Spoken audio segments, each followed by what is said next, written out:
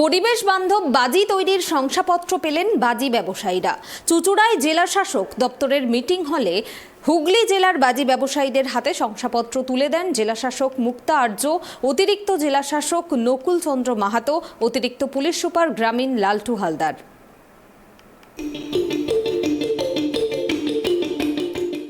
উৎসবের মরশুম শুরু হয়েছে। দুর্গাপুজো মিটলেই কালী পুজো, দীপাবলির উৎসবে আতশবাজি পোড়ানো হয়। তাছাড়া সারা বছর নানা উৎসব লেগেই থাকে, সেই উৎসবে আতশবাজি পোড়ানো হয়। এগরা দত্তপুকুরে বাজি কারখানায় বিস্ফোরণের পর প্রশ্ন ওঠে বেআইনি বাজি তৈরি নিয়ে। সংকটে পড়ে এই পেশার সঙ্গে যুক্তরা। বাজি ব্যবসায়ীরা আইনি পথে দূষণের মাপকাঠি মেনে যাতে ব্যবসা করতে পারে, তার জন্য সরকারের পক্ষ থেকে পরিবেশ বান্ধব সবুজ বাজি তৈরির প্রশিক্ষণ দেওয়া হয় বাজি ব্যবসায়ীদের।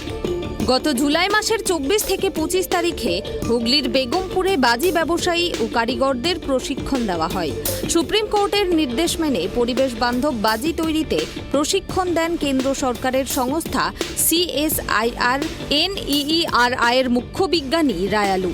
যারা প্রশিক্ষণ নিয়েছিলেন তাদেরই আজ শংসাপত্র তুলে দেওয়া হয়।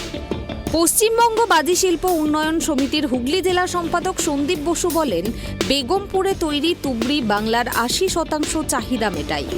ব্যবসায়ীরা যাতে মাপকাঠি মেনে এবং সুপ্রিম কোর্টের নির্দেশ মেনে বাজি তৈরি করতে পারেন, তার জন্যই তাদের প্রশিক্ষণ দেওয়া হয়। এই শংসাপত্র পাওয়ার পর তারা যে রাসায়নিক ব্যবহার করে বাজি তৈরি করবে তারও পরীক্ষা হবে। দূষণের মাপকাঠি যদি ঠিক থাকে ছাড়পত্র দেওয়া হবে। এরপরই বাজির প্যাকেটের গায়ে QR কোড লাগাতে পারবে। থেকে সমস্যাটা শুরু হয়েছিল, আর রিসেন্ট সুপ্রিম কোর্ট যে জাজমেন্ট দিয়েছে যে তাতে গ্রিন ফায়ারওয়ার্কস ছাড়া কোনো ফায়ারওয়ার্কস বৈধ নয়। তো গ্রিন ফায়ারওয়ার্কস জিনিসটা কি কেমিক্যাল লাগে ইত্যাদি বিষয় নিয়ে একটা সমস্যা চলছিল, যার জন্য 24 এবং 25 জুলাই আমরা ট্রেনিংটা নিয়েছিলাম, মানে ট্রেনিংটা দেওয়া করেছিলাম। তা বেগমপুর হয়েছিল। এই প্রসঙ্গে একটা কথা বলে দিই যে হুগলির বেগমপুর এমন একটা জায়গা যেখানে কার্যত সারা পশ্চিমবঙ্গের অন্তত 80% রং মশলা তুবড়ি তৈরি হয়। তুবড়ি বলতে কিন্তু কাগজের তুবড়ি। কিন্তু একটা ব্যাপার এখানে একটা খুব সমস্যা তৈরি হচ্ছিল যে এদের কাছে নাকি বোমা তৈরি হচ্ছে বা এরকম ধরনের ঘটনা একটা বারবার শব্দবাজি নিয়ে একটা সমস্যা তৈরি হচ্ছিল। তো যাই হোক, এই জায়গাটাকে অনেকটা মেটানো গেছে যে তাদেরকে দেখানোই হয়েছে যে তাদের মানে সরকারিভাবে স্বীকৃতি পেয়েছে যে তারা পুরোপুরি গ্রিন ফায়ারওয়ার্কস নিয়ে কাজ করছে। বাজি ব্যবসায়ীরা জানান, আগে যেভাবে বাজি তৈরি হতো তাতে দূষণের মাত্রা অনেক বেশি থাকতো। এখন আমরা প্রশিক্ষণ নিয়েছি কি ধরনের রাসায়নিক ব্যবহার করলে দূষণ কম হবে তা শিখেছি।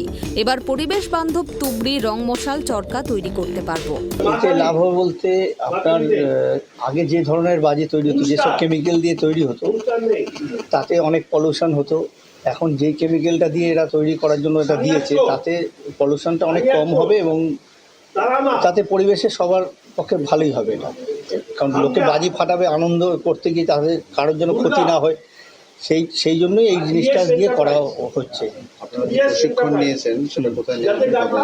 এটা আমরা নিয়েছি বেগমপুরে, ওনাদের নিরিট থেকে ম্যাডাম যে সাধনা রায়লু যে ম্যাডাম ওনারা এসেছিলেন, ওনারা সমস্ত যার নিরিট আধিকারিকরা সব এসে এই ট্রেনিংটা আমাদের করিয়েছে। প্রশাসন একেবারে এমন পরিস্থিতিতে করেছে আমাদের কোনো দিকে আমরা যেতে পারছি না, মাল তুলেছে, ছেলে মেয়েরা পর্যন্ত পড়তে বসতে পারছে না, ভয় পেয়ে আমরা বাড়ি থেকে পালাচ্ছি, এরকম অবস্থা। খাওয়া দাওয়া সত্যি বন্ধ, বাড়ির মেয়েরা রান্না বান্না করে খেতে পারছি না আমরা।